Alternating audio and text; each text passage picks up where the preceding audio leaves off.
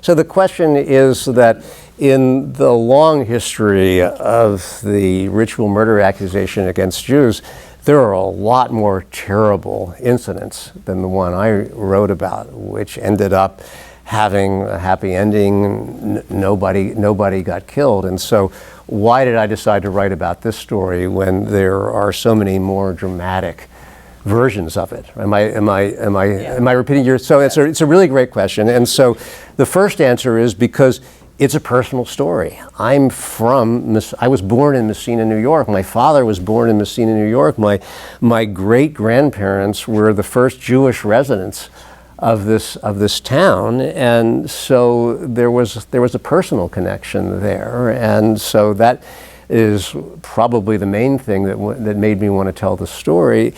And there was also a mystery involved that I wanted to solve, and that was that although the blood libel is depressingly common in European history, it was unknown in the United States until this incident happened in 1928. And even more than that, there was a really serious anti-Semitic episode just 15 years earlier, the case of Leo Frank. Probably some of you have heard of Leo Frank. So Leo Frank was a Jewish guy from Brooklyn who got transferred down to Atlanta to run a pencil factory. And a 13-year-old girl turned up dead. And Leo Frank was accused of the murder, even though the evidence was slim. And even though there were a lot of anti-Semitic overtones to this case, the ritual murder accusation never came up.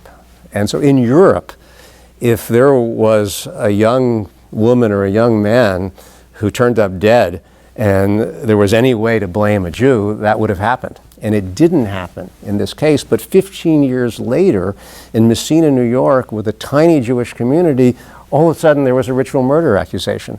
So that was the mystery that it seemed to me would be interesting to solve. And the answers have to do, I think, with the character of the 1920s in the United States, where immigration is incredibly controversial, if anything more so than it is nowadays, where the Ku Klux Klan became a mainstream organization with 4 million members, where Henry Ford published the only explicitly anti-Semitic newspaper in American history, and where you were in 1928 in the middle of a presidential election between Al Smith and Herbert Hoover, in which the religious hatred, because Al Smith, as you know, former governor of New York, was the first Catholic candidate to be nominated by a major American political party, and the anti-Catholic invective against Al Smith, which spilled over into anti-Semitism because 2 of Al Smith's most visible advisors were Jews.